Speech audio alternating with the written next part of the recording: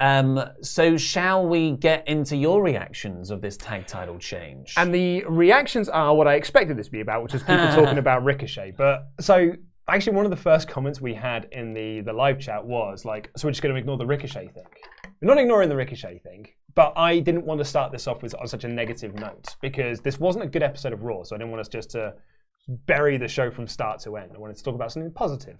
Plus, my Raw review that went up earlier was the headline. Yeah. Ricochet buried again. But it's okay, because you guys want to talk about Ricochet, so here we go. Ket says, from Prince Puma to Jobber. Oh, how the mighty have fallen. Yeah.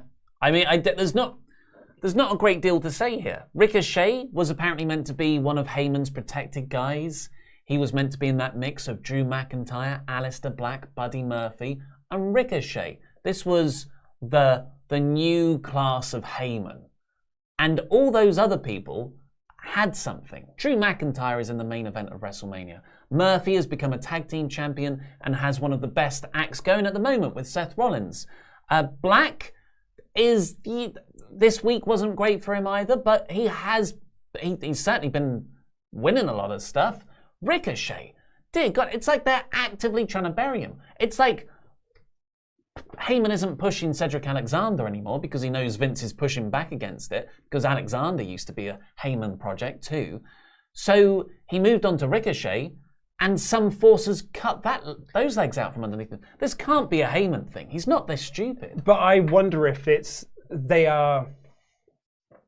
I'm going to try and pick my words here as carefully as possible. This is, they think they're Daniel Bryaning this, which is, we're going to beat him. Yeah, he gets beaten by Brock Lesnar. That loss leads directly to him losing to Riddick Moss. That might lead to another loss. He has a big crisis of confidence. Then he makes this big babyface comeback and then goes on a losing streak and then goes on a winning streak off the back of it.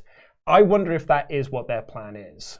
But I also wonder if we're just burying him because, someone has said, he sneezed somewhere backstage and now is being buried. And then in a year's time when he's getting pushed, they can turn around and say, like, I see, that was the plan all along. Did you see the Bully Ray Sirius XFM thing he did, or whatever that show is called? Busted Open Radio. Whereas him and another guy were saying, like, yeah, the John Cena Fiend match. So Fiend had to lose the title so they could do that match. This is the match they've been building to since WrestleMania 30. And everyone was like, guys, you cannot seriously think they've been planning this for 7 years. Yeah. Come on now. And why can't it be for the title? Yeah. And they're going like, you marks, you're all dumb. You don't get it. You don't see the big picture. Anyway, Rio Adonte. I hate how they ruined Ricochet. WWE just doesn't care about certain characters. It's just insane. How can you screw up someone like Ricochet? Unless this is part of design. It's not the design I would do. Absolutely. You're saying design in terms of a booking way to get him over, or maybe design as in they are actively trying to bury him because he has annoyed someone. Booking decision of being like, we're going to send him on this. Because like that Brock Lesnar match had to be by design for a purpose. And this Riddick Moss loss felt like it was done for a purpose. So perhaps I've just got too much faith in Heyman here that we're going to see a better Ricochet. Well, not a better Ricochet, but a better push coming off the back of it. But so much of that upswell of support for Bryan and the Yes Movement was because he was a fantastic promo. But Ricochet is not a good promo. But this is what I'm saying. That's why I use Daniel Bryan as the example. They think they can Daniel Bryan this situation. But Daniel Bryan really was lightning in a bottle. But that lightning made them think this is how you make top stars again, which is you just beat them like a drum and they get over. Yeah. Without sort of missing a big part of what made Daniel Bryan over. Kevin said, seriously, did Ricochet grab Vince's arm or something? Are they trying to do a redemption storyline, or is it just another burial? I think it's a burial. But I don't know why. E-Jam King, with Ricochet losing so much, do you think he'll join Seth's crew? Maybe. I guess that's one way you could take this that isn't the worst idea in the world. You lost to Brock. You even lost to the 24/7 champion, a joke belt. No one even knows who he is. Join me. Yeah, and that is a kind of character that the Messiah act is missing. That super flippy guy. Do you know what would be an amazing storyline there? Is that Seth brings him in, and all of a sudden he becomes his new favorite, leading to Buddy jealousy, where he's like, "I used to be." He becomes Woody, and Ricochet is Buzz. Yeah. That's probably the best way to take it from here. But I haven't got faith in them to do that. And Elijah Whitfield, our only be okay would happen to Ricochet if he became one of the disciples. Yeah. So sort of echoing what the last one said. Yeah.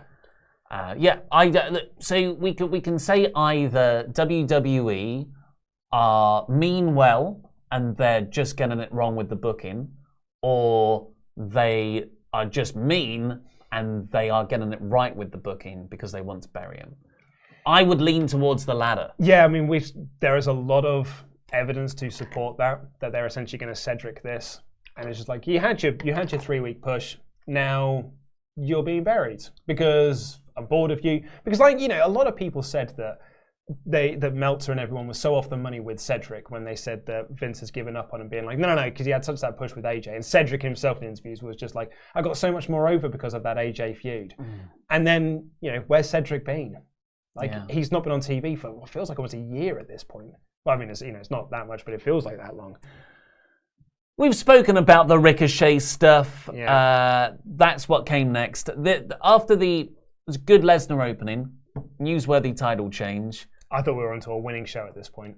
And then the show just fell apart because Ricochet went in there with Riddick Moss for the 24/7 championship. Because they announced earlier on the day, Riddick Moss is going to be defending the 24/7 title. So Ricochet makes an entrance from match. I'm like, okay, cool. Here's the redemption of Ricochet after that 90-second loss to Lesnar. I come back from ad break. Riddick Moss is standing in the ring, and I was like, oh no, Ricochet's challenging for the 24/7 title. This can't be. And then this match had an ad break. And it wasn't because Ricochet was running wild. It's because Ricochet was getting his ass kicked the entire time. And then he just lost. And then I was like, well, Rick felt way less over in this match than he did, 2 weeks ago. And yeah, he just lost. And no reaction for Moss winning, which doesn't make Rick's loss mean anything. No. And that just having Ricochet in a match for the 24/7 title, that's bad enough. Yeah, disgusting. But then to have him sort of only take 30% of the offense against a guy who is not established in any way. He only debuted about 6 weeks ago. He's only ever been a joke character, an enforcer to Mojo Jojo Rawley, and that was broken up really quickly. There is no substance or hook there. To have him so dominated by Moss, and then not even give Ricochet the fluke roll-up victory that they love to give him so much. To have him lose. It's just... And then that's off the back of a 90-second, no offense at all loss to Brock Lesnar last Thursday. It's like they want to ruin this guy. Yeah. There's no question about it. They have buried him.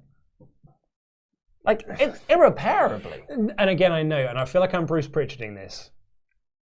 If this is part of a story, then, at the end of it, you could turn around and say, oh, well, those losses all were for a reason. But you cannot deny the fact that in doing this, Ricochet is less over at this point. Yeah. He might not... Because you can't... We've been over the Daniel Bryan thing. But it is... Ricochet got no reaction coming out here. He got no reaction during his offense and his comeback. He got no reaction for losing. So, turns out that Brock Lesnar thing didn't work for him because he is not over now.